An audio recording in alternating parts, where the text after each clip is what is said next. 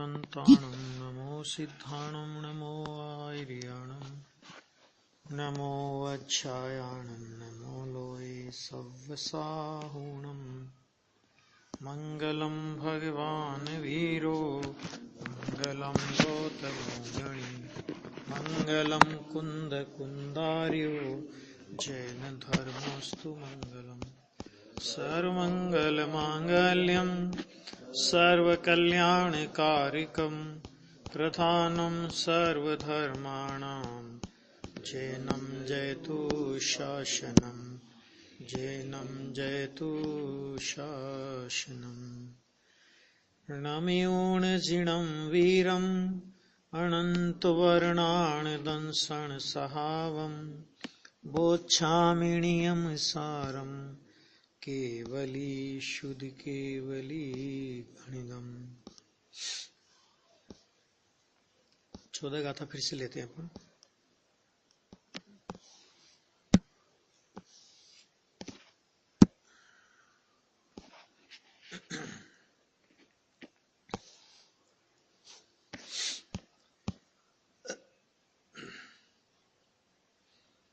उपयोग की चर्चा हो गई थी 11, 12, 13 गाथा में, सब में, है ना। अब ये 14 नंबर की गाथा है। इसमें देखो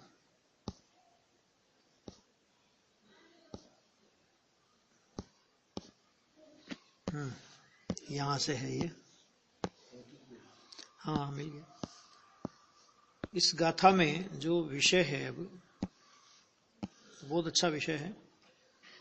यह अशुद्ध दर्शन की तथा शुद्ध और अशुद्ध पर्याय की सूचना है। मैंने ये जो उपयोग का विषय बचा था, तो एक तो अशुद्ध दर्शन की चर्चा इसमें आई और पर्याय में भी शुद्ध और अशुद्ध पर्याय की सूचना। तो ये बात इसमें चलेगी। देखो गाथा पढ़ेंगे फिर से। चक्षु अचक्षु ओहि तिन्नि विभणितं विहावदीठिति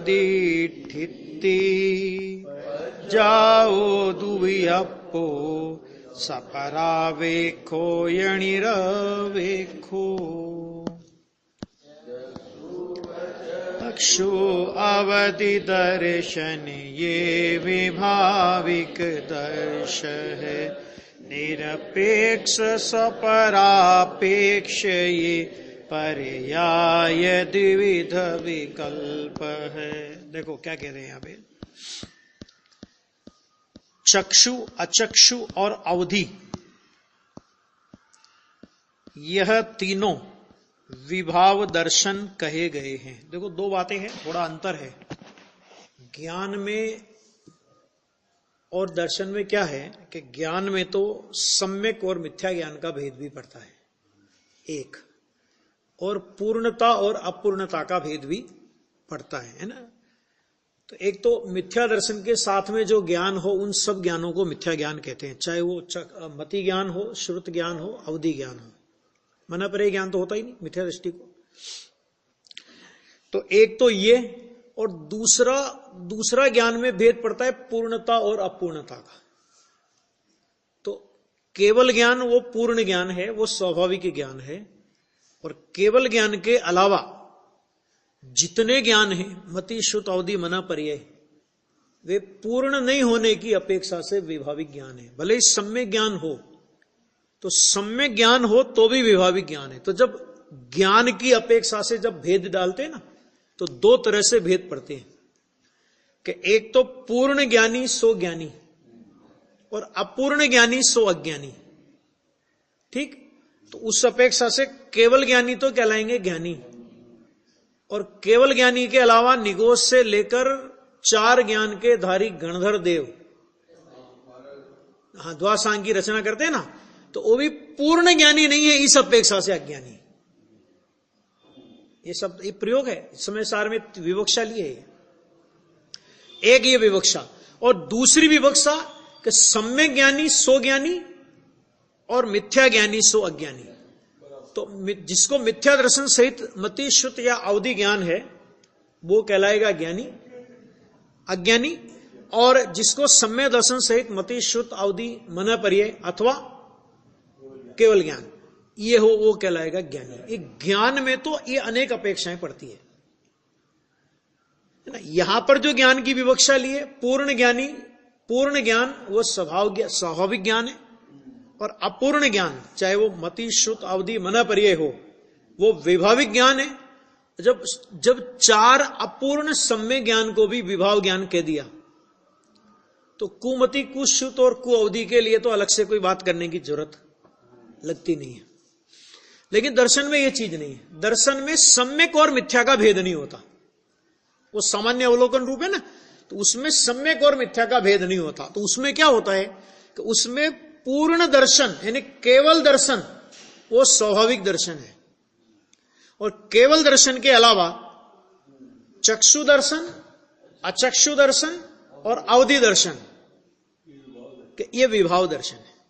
आ गया? तो ये यहां पर विभाव दर्शन की बात यहां पर, मैंने ज्ञान में और दर्शन में यह अंतर पड़ेगा कि ज्ञान में सम्यक और मिथ्या का भेद पड़ता है, और दर्शन में सम्यक और मिथ्या का भेद नहीं पड़ता। तो ये हो गया। तो तीन विभाव दर्शन कहे गए हैं। एक बात तो ये हो गई। अब पर्याय के दो, पर्याय द्विविकल्प। विकल्प है माने, विकल्प का अर्थ होता है भेद, कि दो प्रकार के पर्याय, द्विविध माने दो प्रकार की पर्याय होती है। कौन कौन सी पर्याय होती है? एक होती है स्वपरापेक्ष, अर्थात स्व और पर की अपेक्षा युक्त। अब स्व पर की अपेक्षा युक्त में सारी पर्याय आ जाएंगी, है ना? हाँ। और एक होती है निरपेक्ष। तो निरपेक्ष में कारण शुद्ध पर्याय भी लेंगे, और जो षड्गुणे हानि वृद्धि वाली पर्याय होती है ना, उसको भी निरपेक्ष पर्याय में लेंगे। वो निरपेक्ष पर्याय में आती है ना। तो अब देखो, ये दो तरह की पर्याय हो गई। अब इस गाथा की टीका थोड़ी हो गई थी, लेकिन फिर से थोड़ा पढ़ते हैं इसको। जिस प्रकार मति ज्ञानावर्णीय कर्म के क्षोभसम से जीव मूर्त वस्तु को जानता है। मति ज्ञानावर्णीय कर्म के क्षोभसम से, तो क्षोभसम से, तो मति ज्ञानावर्णीय कर्म के क्षोभसम से का मतलब क्या हुआ कि जिस ज्ञान में मति ज्ञानावर्णीय कर्म का क्षोभसम निमित्त है, उस मति ज्ञान के द्वारा जीव मूर्त वस्तु को जानता है। आ गया? मति ज्ञानावर्णीय कर्म का क्षोभसम तो जड़ पुद्गल की दशा है। जड़ पुद्गल की दशा से जीव में जानना होता है, ये नहीं कहना है। माने जड़ पुद्गल की वो दशा निमित्त, और इधर जीव की मति ज्ञान पर्याय वो हो गई नैमित्तिक। तो उस मति ज्ञान से जीव क्या करता है? तो उन्होंने कहा कि मूर्त वस्तु को जानता है, क्योंकि इंद्रिय और मन के द्वारा प्रवर्तमान ज्ञान को मति ज्ञान कहते हैं ना, तो इंद्रियों के द्वारा मूर्त को जानता है। ऐसा यहां पे ये विवक्षा लेना है। उसी प्रकार चक्षु दर्शनावर्णीय कर्म के क्षयोपशम से, चक्षु दर्शनावर्णीय कर्म के क्षयोपशम से जीव मूर्त वस्तु को देखता है। देखो, ये उस दिन भी अपन ने शायद चर्चा करी थी कि यद्यपि दर्शन का विषय मूर्त, अमूर्त, जड़, चेतन, ऐसा कोई अलग अलग पृथक पृथक विषय नहीं होता, लेकिन चूंकि इधर मति ज्ञान मूर्त को जान रहा है, तो मति ज्ञान से पहले जो चक्षु दर्शन हुआ तो उसको ये बोला गया कि मूर्त को देखता है। नहीं तो चक्षु माने दर्शन का विषय ऐसा नहीं होता है कुछ भी, लेकिन ये इस अपेक्षा से कहा। देखो, फिर कहा उसी प्रकार चक्षु दर्शनावर्णीय कर्म के क्षोभसम से जीव मूर्त वस्तु को देखता। देखता का मतलब क्या है? सामान्य प्रतिभास। देखता का मतलब जैसे अपन कहते हैं आंख से हमने देखा, ऐसा नहीं, सामान्य प्रतिभास। क्योंकि जो चेतना है वो प्रतिभास रूप है। चेतना के दो प्रकार, एक सामान्य चेतना और एक विशेष चेतना। सामान्य चेतना माने दर्शनोपयोग, विशेष चेतना माने ज्ञानोपयोग। विशेष का मतलब जिसमें जड़ चेतन रूपी अरूपी इत्यादि भेद सहित एक एक पदार्थ को जो जानती है उसको ज्ञान चेतना कहते हैं, यानी ज्ञानोपयोग कहते हैं। और जिसमें ऐसा कोई भेद नहीं है मात्र का ग्रहण करती है, उसको बोलते दर्शन चेतना या दर्शनोपयोग। अब आगे देखो, ये हो गया मूर्त वस्तु को देखता है। फिर देखना, जिस प्रकार श्रुत ज्ञानावर्णीय कर्म के क्षोभसम से जीव श्रुत द्वारा अर्थात द्रव्य श्रुत ने कहे हुए मूर्त अमूर्त समस्त वस्तु समूह को परोक्ष रीति से जानता है। यह कितनी बढ़िया बात कही। तो श्रुत ज्ञान का विषय मूर्त और अमूर्त दोनों है, लेकिन मूर्त और अमूर्त दोनों कैसे कि देखो वास्तव में तो ना तो श्रुत ज्ञान के द्वारा किसी अमूर्त पदार्थ को प्रत्यक्ष जाना जाता है और ना तो मूर्त पदार्थ को प्रत्यक्ष जाना जाता है। मूर्त जो पुद्गल परमाणु है, तो पुद्गल परमाणु श्रुत ज्ञान का विषय नहीं है। स्कंद बनता है तब वो श्रुत ज्ञान का विषय होता है। और इसी तरह अमूर्तिक पदार्थ भी श्रुत ज्ञान का विषय नहीं है। जीव को अमूर्तिक जीव को देखेगा क्या? तो क्या है? तो उन्होंने कहा कि जो श्रुत ज्ञान माने जो जिनवाणी के माध्यम से जिनवाणी ने जिन मूर्त और अमूर्त पदार्थों का निरूपण किया कि जगत में एक चैतन बाकी के अचेतन, पुद्गल द्रव्य मूर्तिक बाकी के द्रव्य अमूर्तिक, तो जिनवाणी के माध्यम से श्रुत ज्ञान द्रव्य है ना, श्रुत द्वारा द्रव्य श्रुत ने कहे हुए मूर्त अमूर्त समस्त वस्तु समूह को परोक्ष रीति से जानता है। मैंने एक तो द्रव्य श्रुत का निमित्त हो गया, द्रव्य श्रुत के निमित्त से जानता है। तो दूसरे का अवलंबन आया, इसका नाम परोक्षता आ गया। दूसरे का अवलंबन आया ना, चाहे जिनवाणी का अवलंबन आया, चाहे भगवान की वाणी का अवलंबन आया, तो वो हो गई परोक्षता। और उसको वो इन मूर्त और अमूर्त द्रव्यों को जानता है। इसमें एक बात और कि जिस समय शुद्धात्मा का स्वसंवेदन होता है, क्या शुद्धात्मा का स्वसंवेदन होता है, तो वो परोक्ष नहीं है। शुद्धात्मा का स्वसंवेदन प्रत्यक्ष है, लेकिन वेदन प्रत्यक्ष है, प्रदेश प्रत्यक्ष नहीं है। अनुभूति में श्रुत ज्ञानी को श्रुत ज्ञान में भगवान आत्मा का जो अनुभव होता है, तो उसमें आत्मा के आनंद का वेदन तो करता है, लेकिन आत्मा के प्रदेशों को नहीं देख सकता वो। आ गया? तो इस अपेक्षा से भी ये बात है, आनंद का वेदन प्रत्यक्ष। उसमें किसी दूसरे का कोई मीडिएटर नहीं है, दूसरा कोई उसमें खुद आनंद का वेदन प्रत्यक्ष करता है। शास्त्र के द्वारा आनंद का वेदन जानता है ऐसा नहीं है, गुरु के वचन से आनंद के वेदन को जानता है ऐसा नहीं है, ऐसा इसलिए। तो ये आ गया। तो ये आ गया अमूर्त समस्त वस्तु समूह को परोक्ष रीति से जानता है। उसी प्रकार अचक्षु दर्शनावर्णीय कर्म के क्षोभसम से जीव स्पर्शन रसन घ्राण और श्रोत्र, क्योंकि चक्षु इंद्रिय का मति ज्ञान में ले लिया, द्वारा उसके योग्य विषयों को देखता है। देखो इसमें भी एक बात और समझो कि चक्षु दर्शन हो चाहे अचक्षु दर्शन हो, यह तो मति ज्ञान के पहले होता है। श्रुत ज्ञान के पहले कौन सा दर्शन होता है? कि श्रुत ज्ञान के पहले कोई दर्शन नहीं होता। श्रुत ज्ञान मति ज्ञान पूर्वक होता है। क्या श्रुत ज्ञान कैसे होता है? कि श्रुत ज्ञान मति ज्ञान पूर्वक होता है, और श्रुत ज्ञान मति ज्ञान पूर्वक होता है, मति ज्ञान से पूर्व जो प्रतिभास हो। अब अगर उसमें मति ज्ञान का विषय समझ लो नेत्र इंद्रिय के विषय से पदार्थ को मूर्त पदार्थ को देखना होता है, तो वो चक्षु दर्शनावर्णी चक्षु माने जो दर्शनोपयोग की व्यवस्था है उसको चक्षु दर्शन उपयोग कहेंगे। और उसके अलावा मति अथवा श्रुत ज्ञान के द्वारा स्पर्शन इंद्रिय के विषय को, रसन इंद्रिय के विषय को, घ्राण इंद्रिय के विषय को और कर्ण इंद्रिय के विषय को जाने। मति ज्ञान के द्वारा भी जान सकता है और श्रुत ज्ञान के द्वारा भी जान सकता है। ठीक है? तो उसके पहले का जो प्रतिभास कहलाएगा वो प्रतिभास कहलाएगा अचक्षु दर्शनोपयोग। ये अंतर है दोनों में, क्योंकि एक तो मन पर्य ज्ञान के पहले कोई दर्शनोपयोग नहीं होता और श्रुत ज्ञान के पहले भी कोई दर्शनोपयोग नहीं होता, क्योंकि श्रुत ज्ञान मति ज्ञान पूर्वक होता है और मन पर्य ज्ञान भी मति ज्ञान पूर्वक होता है। आ गया? यह है परोक्ष रीति से जानता है। उसी प्रकार अचक्षु दर्शनावर्णीय कर्म के क्षोभसम से जीव स्पर्शन रसन घ्राण और श्रोत्र द्वारा उसके योग्य विषयों को देखता है। ये समझाने के लिए भेद किया।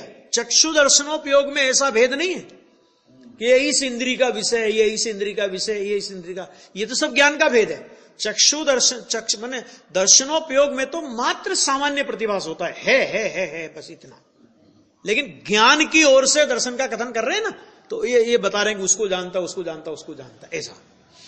जिस प्रकार अवधि ज्ञानावर्णीय कर्म के क्षोभसम से, माना अवधि ज्ञानावर्णीय कर्म का क्षोभसम हो और उधर जीव में अवधि ज्ञान का विकास, तो उस अपने विकास के द्वारा जीव शुद्ध पुद्गल पर्यंत अर्थात परमाणु तक के मूर्त द्रव्य को जानता है। ये सारे अवधि ज्ञान नहीं जानते। देशावधि, सर्वावधि, परमावधि ऐसे भेद होते हैं ना अवधि ज्ञान के, तो उनमें से एक भेद है वो परमाणु तक को जानता है। लेकिन जिस अवधि ज्ञान का जो विषय हो, इतना समझ लेना, परमाणु तक को जानता है का मतलब जिस अवधि ज्ञान का जो विषय हो वहां तक का वो सब ले लेना, तो वो उसको जानता है। उसी प्रकार अवधि दर्शनावर्णीय कर्म के क्षोभसम से जीव समस्त मूर्त पदार्थ को देखता है। अब यहां मूर्त क्यों लिया? कि अवधि ज्ञान का विषय मात्र और मात्र मूर्त पदार्थ है ना, तो वो अवधि दर्शनावर्णी के विषय को भी मूर्त बोलने में आएगा, देखता है। ये हो गया उपरोक्तानुसार उपयोग का व्याख्यान करने के पश्चात। यहां तक उपयोग का व्याख्यान किया, जो अपना चला था 10वीं गाथा, 11वीं गाथा, 12वीं गाथा, 13वीं गाथा, ये जो सब चला था उपयोग का व्याख्यान, कि यहां तक उपरोक्तानुसार माने इतनी इतनी गाथाओं में उपयोग का व्याख्यान करने के पश्चात यहां पर्याय का स्वरूप कहा जाता है। क्योंकि पर्याय का विषय उनको लेना है भी, अगली गाथा में पर्याय का विषय आएगा। तो वो जो पर्याय का विषय लेना है, तो सबसे पहले आचार्य देव ने एक पर्याय की परिभाषा बांधी कि पर्याय माने क्या। क्यों? क्योंकि देखो कारण शुद्ध पर्याय भी लेना है। अब कारण शुद्ध पर्याय ना तो उत्पाद वे रूप है, उत्पाद वे रूप नहीं हो, तो वो व्यवहारने का विषय भी नहीं है, दृष्टि के विषय में शामिल है, सामान्य का विशेष है, लेकिन विशेष होने पर भी उत्पाद वे रूप विशेष नहीं है। ये सब बातें हैं ना उसमें। तो अब उसमें फिर उसमें पर्यायपना कैसे पड़ेगा? तो कोई भेद पड़ा ना, त्रिकाली द्रव्य स्वभाव में वर्तमान, ये ऐसा जो उस त्रिकाली में भेद पड़ा, और वर्तमान भेद पड़ने पर भी वो उत्पाद वे रूप नहीं। उसके लिए आगे शब्द का प्रयोग करेंगे पूजित पंचम भाव परिणति, पंचम भाव की पूजित परिणति, उसका नाम कारण शुद्ध पर्याय, तो वो लेंगे। तो इसलिए उन्होंने पहले यहां पर्याय की परिभाषा बांधी। क्यों? क्योंकि सामान्यतः अपन लोग पर्याय का मतलब क्या समझते हैं कि पर्याय का मतलब उत्पाद वे, माने हालत, गुणों के परिणमन को अर्थात कार्य को पर्याय कहते हैं। यहां अकेले कार्य का नाम पर्याय नहीं है, वो तो है ही, लेकिन अकेले कार्य का नाम पर्याय नहीं है। कार्य के साथ साथ भेद का नाम भी पर्याय है। अब वो चाहे आप उस अनंत जो द्रव्य है, उस द्रव्य के अंदर अनंत गुणों का भेद करो, तो अनंत गुण वो तो गुण हैं, लेकिन उनका अगर हमने भेद रूप से यदि हम गुण को लक्ष्य में लेते हैं, तो गुण को लक्ष्य में भेद रूप से लक्ष्य में लेने पर वो पर्याय कहलाएगा। और उसके लिए जिनवाणी में शब्द का प्रयोग किया सहवर्ती पर्याय, सहवर्ती। अब देखो शब्द वहां पर है वर्तना, और वर्तना का मतलब परिणमना नहीं है, वर्तना नहीं माने साथ साथ रहते हैं, एक साथ सब गुण रहते हैं, उसको बोलते हैं सहवर्ती पर्याय। पर्याय क्यों कहा? भेद पड़ा ना, अनंत गुणों का भेद पड़ा, इस अपेक्षा से पर्याय। और जब उनको सहवर्ती पर्याय कहेंगे तो उनका जो परिणमन हुआ एक एक समय करके उत्पाद वे, तो उस परिणमन को कहेंगे क्रमवर्ती पर्याय। आ गया? इसी तरह असंख्य प्रदेश, आत्मा में असंख्य प्रदेश, तो असंख्य प्रदेश, तो ये प्रदेशों का भेद, कि ये प्रदेशों का भेद कहलाएगा पर्याय। और असंख्यात प्रदेशी अखंड एक प्रदेशी, जिसके लिए 85 इकाई में अखंड एक प्रदेशी शब्द का प्रयोग किया। वहां एक प्रदेशी का मतलब क्या? कि असंख्य प्रदेश का भेद जिसमें नहीं है, असंख्य प्रदेश का भेद जिसमें नहीं है, उसको बोलते हैं एक प्रदेशी। तो वहां एक प्रदेशी मैंने काल द्रव्य का जैसे एक प्रदेश है वैसा एक प्रदेश नहीं, लेकिन जिसमें असंख्य प्रदेशों के भेद को गौण कर दिया गया है, अर्थात असंख्य प्रदेशों के भेद को नहीं देखा जा रहा है, ऐसा अखंड एक प्रदेशी वो कहलाएगा द्रव्य, और असंख्यात प्रदेश ऐसा भेद करेंगे वो कहलाएगा पर्याय। इसी तरह काल में लो कि काल में जो अनुश्रुति से रचित अनादि अनंत काल प्रवाह, द्रव्य की त्रैकालिकता, त्रैकालिकता माने जिसमें वर्तमान भूत और भविष्य का कोई भेद नहीं है, एक एक समय का कोई भेद नहीं है, जो द्रव्य की अनादि अनंत त्रैकालिकता है, वो अनादि अनंतता वो कहलाएगी द्रव्य। और उस द्रव्य में ये भूतकाल में, ये वर्तमान काल, ये भविष्य काल, ये एक एक समय की पर्याय, तो ऐसे एक एक समय का भेद करना उसका नाम कहलाएगा पर्याय। आ गया? तो माने पर्याय का क्षेत्र बहुत लंबा है। उत्पाद वे ही अकेली पर्याय है ऐसा नहीं है, जहां भी अभेद में भेद करके कथन किया तो वो सब पर्याय में जाएगा। और जिस तरह उत्पाद वे रूप पर्याय दृष्टि के विषय में शामिल नहीं है, उसी तरह भेद रूप पर्याय भी दृष्टि के विषय में शामिल नहीं है। एक बात और समझो, कारण शुद्ध पर्याय दृष्टि के विषय में शामिल है, लेकिन कारण शुद्ध पर्याय को भेद करके दृष्टि का विषय नहीं होता। कारण शुद्ध पर्याय का भेद खड़ा करके दृष्टि का विषय करना चाहे तो वो नहीं होता।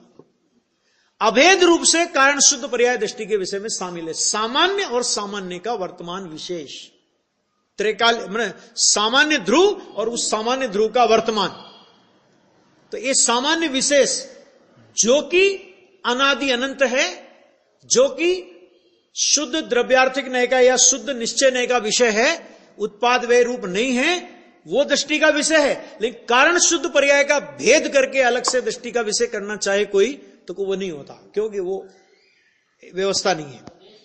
तो अब ये आया ना, तो अब यहां पे पर्याय की परिभाषा बहुत गजब की पर्याय की परिभाषा की, क्योंकि कारण शुद्ध पर्याय का जो विषय है वो हम गुरुदेव श्री के प्रवचनों के आधार पर देखेंगे।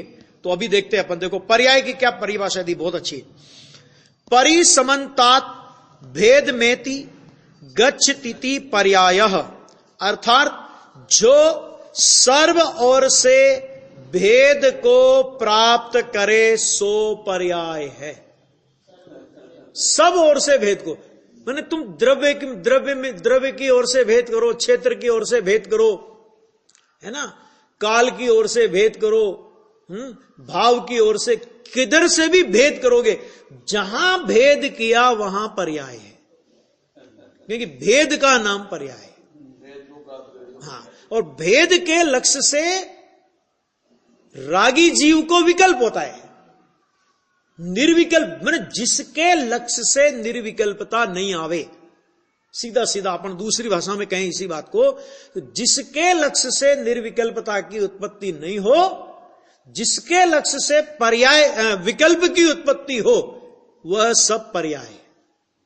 वह सब भेद रूप हो सकती है, वो उत्पाद वे रूप हो सकती है, उत्पाद वे रूप हो चाहे भेद रूप हो, है ना, तो वो सब दृष्टि के विषय में शामिल नहीं होते, बराबर।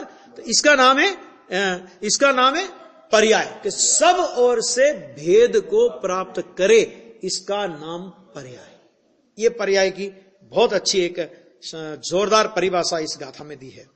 अब देखो, अब उसमें क्या है कि उसमें स्वभाव पर्याय। अब ये स्वभाव पर्याय क्या है देखना, कि स्वभाव पर्याय 6 द्रव्यों को साधारण है, माने एक एक द्रव्य के अंदर और एक एक द्रव्य के एक एक गुण में, अगुण लघुत गुण होता है ना, वो अगुण लघुत गुण अलग है। अगुण लघुत गुण के कारण से षड गुण हानि वृद्धि, एक समय की पर्याय में ये 12 भंग पाए जाते हैं। असंख्यात गुण वृद्धि, संख्यात गुण वृद्धि, असंख्यात गुण वृद्धि और अनंत गुण वृद्धि। संख्यात गुण हानि, असंख्यात गुण हानि, अनंत गुण हानि, और इसी तरह वृद्धि के बोल लगाओ। और एक समय की पर्याय में ये 6 चलते हैं, 12 के 12 एक साथ चलते हैं। बोलो अभी, षटगुणी हानि, षटगुणी वृद्धि, षटगुणी हानि, षटगुणी वृद्धि। अब ये क्या गजब की लीला है। तो आचार्य भगवान को ये कहना पड़ा कि वो केस क्या है वो, तो वो कहा कि वो अर्थ पर्याय है। सब आ गया। अच्छा, दूसरा, वाणी और मन के अगोचर है। ना तो आप उसे वाणी के द्वारा कह सकते हो और ना मन के द्वारा विचार सकते हो। फिर क्या है कि अति सूक्ष्म है। फिर क्या है कि आगम प्रमाण से स्वीकार करने योग्य है। इससे ज्यादा क्या बोले आचार्य। इसका मतलब क्या, आगम प्रमाण से माने केवल ज्ञानी के केवल ज्ञान में एक समय की पर्याय में षटगुण हानि और षटगुण वृद्धि के जो 12 बोल लगते हैं एक समय की पर्याय में, वो किस तरह घटित होते हैं कि केवल ज्ञानी परमात्मा के आगम के द्वारा स्वीकारने योग्य है। केवली भगवान ने ऐसा कहा है। अब किस पद्धति से वो घटित होते हैं कि वो वाणी और मन का विषय नहीं है। बहुत से लोग षटगुणी हानि वृद्धि को समझाने का प्रयत्न करते हैं, बहुत लोग करते हैं। ऐसा इसमें ऐसा हो सकता है, इसमें हो सकता है कि बात छोड़ो, है क्या। जब पद्म प्रभ मलधारी देव जैसे समर्थ मुनिराज को यह कहना पड़ा कि वो आगम प्रमाण से स्वीकार करने योग्य है, क्योंकि सारी बातें अगर श्रुत ज्ञान में आ जाए तो फिर केवल ज्ञान आके करेगा क्या। कुछ चीजें केवल ज्ञान के लिए भी चाहिए ना। तो श्रुत ज्ञान में इतना आ सकता है कि ये षटगुण हानि वृद्धि केवल ज्ञान का विषय है, अथवा केवल ज्ञानी परमात्मा के आगम में जो षटगुणी हानि वृद्धि की बात कही, हमें वह स्वीकार करने योग्य है आगम के आधार पर। उसमें कोई तर्क वितर्क लगाने की न हमारी क्षमता है और न उसमें कोई गुंजाइश है। क्यों नहीं है? क्योंकि वो वचन का और विकल्प का, मन माने विकल्प का, वचन का और विकल्प का विषय नहीं है। ये षटगुणी हानि वृद्धि, ये शक्ति भी है ऐसी एक षटगुणी हानि वृद्धि की एक ऐसी 47 शक्तियों में एक शक्ति भी है। गुरुदेव ने भी इतना कि भाई ये आगम प्रमाण से स्वीकार करने योग्य है। जब आगम प्रमाण से स्वीकार करने योग्य तो है ही, उसमें कुछ नहीं कर सकते हम, ये कह रहे हैं। देखो, आगम प्रमाण से स्वीकार करने योग्य है तथा 6 हानि वृद्धि के भेदों सहित है। अभी बताया ना, 6 हानि और 6 वृद्धि, ऐसे उसमें एक समय की पर्याय में 12 भंग पड़ते हैं। बोलो, अब पहली बात तो अभी एक समय की पर्याय ही हमारी पकड़ में नहीं आती। हम षटगुणी हानि वृद्धि को पकड़ने की कोशिश करें, लेकिन वो कहते हैं पहले एक समय की पर्याय को तो पकड़ो। एक समय की पर्याय जब हमारे ख्याल में आती है ना, असंख्य समय निकल चुके होते हैं। एक समय की पर्याय मात्र केवल ज्ञानी के केवल ज्ञान का विषय। समय काल का सबसे सूक्ष्म भाग, समय के 2 टुकड़े नहीं हो सकते। ऐसा अविभाज्य जिसका कोई विभाजन नहीं कर सकते, काल का वो टुकड़ा, कि वो हमारे मतिशुद्ध ज्ञान का विषय नहीं है। और यहां तो भी एक समय की पर्याय में भी षटगुणी हानि वृद्धि। हालांकि पंडित दीपचंद जी साहब ने थोड़ा एक समय की पर्याय का उसमें थट नत कला ये सब उन्होंने विवेचन करने की बहुत सुंदर प्रयास किया। अभी मैंने एक समय की पर्याय सबसे सूक्ष्म मानते हैं ना, अभी उस एक समय की पर्याय में भी इतने थट होते हैं, इतने नत्य होते हैं, इतनी कला होती है, इतने भेद उन्होंने लिए हैं। गुरुदेव ने भी उस चिदविलास ग्रंथ पर प्रवचन नहीं किए। क्यों नहीं किए? कि इतना सूक्ष्म विषय शक्तियों में लिया गुरुदेव ने, और यह भी कहा कि दीपचंद जी ने जैसा द्रव्य गुण पर्याय का सूक्ष्म विवेचन किया, शक्तियों का सूक्ष्म विवेचन किया, किसी विद्वान ने ऐसा सूक्ष्म विवेचन नहीं किया। इतना बहुमान शक्तियों के प्रवचनों में जगह जगह गुरुदेव ने व्यक्त किया, क्योंकि इतना बारीक है। एक समय की पर्याय पकड़ में नहीं आती। अब एक समय की पर्याय में इतनी इतने थट होते हैं, इतने नृत्य होते हैं, इतनी कला होती है, इतना ये होता है, उतना वो होता है, कहां पकड़ेगा जीव। तो ऐसे ही 60 गुणी हानि वृद्धि और 12 की 12 एक साथ चलती है। बोलो अभी क्या करेंगे? एक समय। अभी केवल ज्ञान की एक समय की पर्याय है। अब केवल ज्ञान की एक समय की पर्याय में कोई कहे भाई साहब 60 गुणी हानि हो, 60 गुणी वृद्धि हो, तो केवल ज्ञान को डबल डबल दिखता है क्या? और हानि हो जाए, 60 गुणी हानि चल रही, हानि है केवल ज्ञान में, तो केवल ज्ञान में धुंधला होता है क्या? कुछ नहीं होता। केवल ज्ञान की पर्याय वैसी की वैसी व्यवस्थित, और 60 गुणी हानि वृद्धि का खेल उसमें चलता रहता है।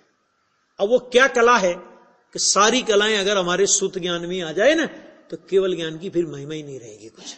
इसलिए वो केवल ज्ञान के द्वारा स्वीकार करने योग्य है। इसलिए लिखा आगम प्रमाण से स्वीकार करने योग्य है। बहुत सारे विशेषण दिया। एक तो सभी द्रव्यों में होती है वो, और ये देखो ये जो 60 गुणी हानि वृद्धि की पर्याय है ना, ये कभी किसी द्रव्य के अशुद्ध नहीं होती। क्यों नहीं होती? क्योंकि इसमें पर सापेक्षता नहीं है। अशुद्धता जब भी आती है वो पर सापेक्षता से आती है। तो ये जो 60 गुना हानि वृद्धि रूप जो पर्याय में जो 60 गुना हानि वृद्धि की जो साधारण पर्याय जिसको बोला नहीं, यहां पे स्वभाव पर्याय बोला, कभी किसी द्रव्य के अशुद्ध नहीं होती। चाहे अभव्य हो, भव्य हो, निगोदिया हो, कोई हो। अच्छा, अर्थ पर्याय है वाणी मन के अगोचर है और अति अति सूक्ष्म, सूक्ष्म नहीं लिखा, अति सूक्ष्म आ गया। आगम प्रमाण से स्वीकार करने योग्य तथा 60 हानि 6 हानि वृद्धि के भेदों सहित है, अर्थात अनंत भाग वृद्धि। अब देखो ये 6 नाम गिनाए, अनंत भाग वृद्धि, असंख्यात भाग वृद्धि, संख्यात भाग वृद्धि, संख्यात गुण वृद्धि, असंख्यात गुण वृद्धि और अनंत गुण वृद्धि सहित होती है। और इसी प्रकार माने वृद्धि की भांति हानि भी लगाई जाती है। अब हानि कैसे लगाएंगे अपन? देखो इसको लगाओ ऐसे, हानि को ऐसे लगाएंगे, ऐसे लगाएंगे। कैसे लगाएंगे? तो अनंत भाग हानि, असंख्य भाग हानि, संख्यात भाग हानि, संख्यात गुण हानि, असंख्यात गुण हानि और अनंत गुण हानि सहित होती है।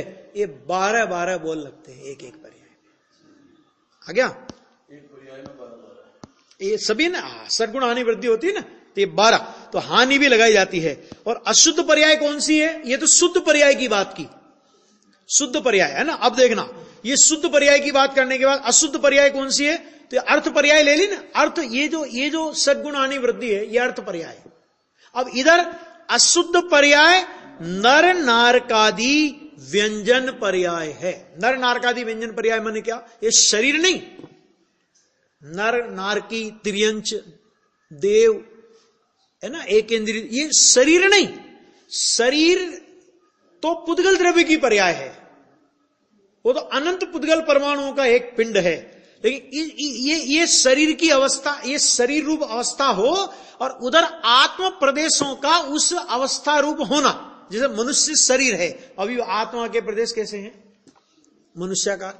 देव में चला गया तो देव के आकार, नारकी में चला गया तो नारकी के आकार, तिर्यंच में चला गया तो तिर्यंच के आकार, छोटा हो गया तो छोटे आकार में, बड़ा हो गया तो बड़े आकार में।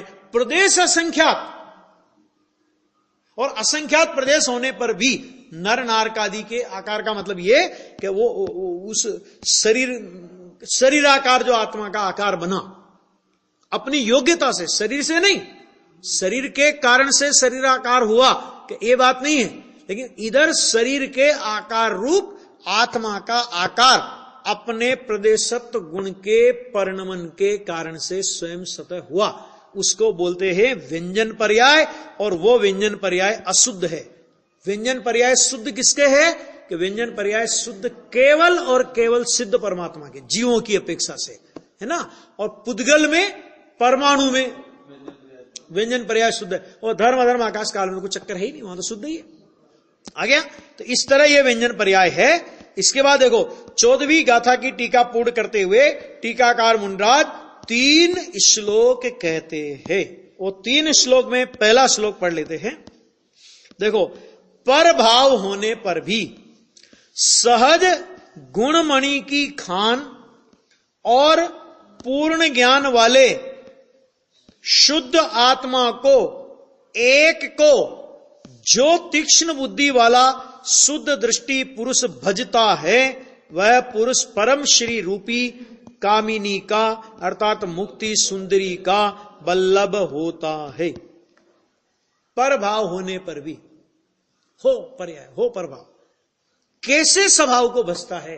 तो उस समय भी सहज गुण मणि की खान रूप पूर्ण ज्ञान वाले शुद्ध आत्मा को, एक को जो भजता है। क्यों? इसका मतलब क्या हुआ कि कितने भी प्रभाव होने पर भी आत्मा का जो सहज गुणमणि की खान रूप पूर्ण ज्ञान स्वभाव है, वो कभी मिटा नहीं है, वो कभी विकृत नहीं हुआ, उसमें कुछ न्यूनता नहीं आई, उसमें कुछ अशुद्धि नहीं आई, उसमें कुछ कलुषितता नहीं आई, क्योंकि द्रव्य स्वभाव कभी भी मलिन होता ही नहीं है। ऐसे द्रव्य स्वभाव को, एक को जो तीक्ष्ण बुद्धि वाला, जो स्वभाव को भजे, उसको तीक्ष्ण बुद्धि कहा, और स्वभाव को नहीं भजे और बाकी कुछ भी करे, उसको स्थूल बुद्धि कहा है। नौवें रेवक चला जाए भले, क्योंकि पुण्य पाप के परिणाम को तो स्थूल परिणाम कहा। सूक्ष्म बुद्धि किसे कहा? कि जो सूक्ष्म आत्म स्वभाव को पकड़े, उसको सूक्ष्म बुद्धि वाला कहा, और जो सूक्ष्म आत्म स्वभाव को नहीं पकड़े, स्थूल रागादि में जो अटक जाए, उसको आज यहां पे शुद्ध दृष्टि पुरुष नहीं कहते हैं। तो यहां पे कहते हैं कि तीक्ष्ण बुद्धि वाला शुद्ध दृष्टि पुरुष भजता है, पुरुष माने आत्मा, जो भजता है वो क्या करता है कि मुक्ति सुंदरी का बल्लभ होता है, होता है, एवं इस तरह बनता है, होता है, एक ही बात है। तो ऐसा ये एक उन्होंने मार्ग भी बता दिया कि देखो मुक्ति की प्राप्ति का एक ही मार्ग है, विभाव हो, अनंत गुण हो, सब हो, लेकिन दृष्टि किधर होना? अनंत गुणमणि, सहज गुणमणि की खान रूप, माने अनंत सहज गुणमणि की खान माने गुणों का भेद भी नहीं लेना दृष्टि में। उसका जो खदान है, खदान का मतलब तो समझते हैं अपन, है ना, कि उस खदान माने उसका जो पिंड है, और पूर्ण ज्ञान वाले, पूर्ण ज्ञान वाले माने सहज ज्ञान, उसको यहां पूर्ण ज्ञान कहा। केवल ज्ञान तो प्रकट होगा, पूर्ण ज्ञान कह रहे स्वभाव, जो आत्मा अपना जो ज्ञान स्वभाव है, जो अपना ज्ञान आत्मा है, वो पूर्ण ज्ञान स्वभाव है। पर्याय में पूर्णता प्रकट होना वो अलग बात है, स्वभाव पूर्ण ज्ञान स्वरूप है। ऐसे शुद्ध आत्मा को, एक को, कितना निष्कर्ष निकला इसमें से? मुक्ति का मार्ग एक आत्मा को भजने से होता है। कोई कहे इसमें अनेकांत करो, कथनचित आत्मा को भजने से होता है, कथनचित राग की मंदता से और शरीर की क्रिया से होता है, ऐसा अनेकांत करो कि नहीं हो सकता, एक को भजने से होता है, ये काम है ना।